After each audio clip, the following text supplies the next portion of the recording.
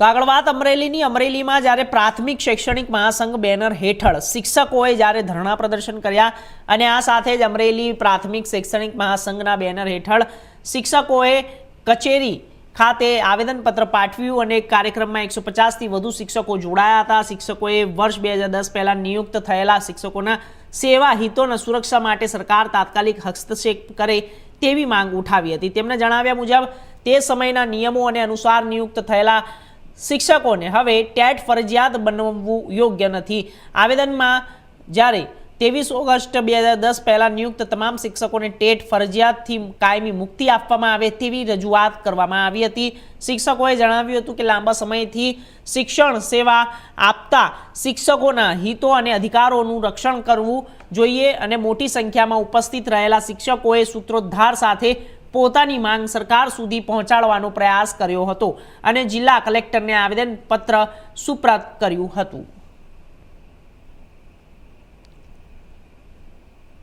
મંત્રી અખિલ ભારતીય રાષ્ટ્રીય શૈક્ષિક મહાસંઘ ગુજરાત પ્રાંત પ્રાથમિક વિભાગ આજરોજ સમગ્ર ભારતની અંદર 600 જગ્યાએ ટીઈટીના મુક્તિ માટે અખિલ ભારતીય સ્તરેથી પોતપોતાના જિલ્લામાં કે ટીએટી છે એમાંથી મુક્ત કરવા માટે અમે સમગ્ર અમરેલી જિલ્લાના શિક્ષકો આજે કલેક્ટરશ્રીને આવેદનપત્ર આપી માનનીય પ્રધાનમંત્રીશ્રીને વિનંતી લાગણી અને માગણી એવી છે કે સંસદની અંદર કાયદો અધ્યાદેશ લાવી આમાં શિક્ષકોને ટેટમાંથી મુક્તિ અપાવી શકે એ પ્રકારે અમારી માનનીય પ્રધાનમંત્રી અને સંસદને લાગણી અને માગણી કરી રહ્યા છે। મનીષાબેન સુરાણી, અખિલ ભારતીય રાષ્ટ્રીય શૈક્ષિક મહાસંઘ અમરેલી જિલ્લામાં મહામંત્રી તરીકેનું દાયિત્વ છે।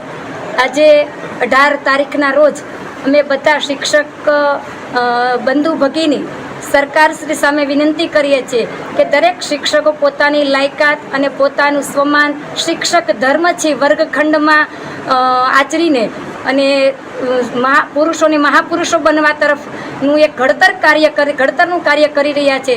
ત્યારે આ ટેટની પરીક્ષાથી શિક્ષકોનું સ્વાભિમાન સન્માન જોખમાય અને શિક્ષકો માનસિક રીતે અસ્વસ્થ થાય છે। તો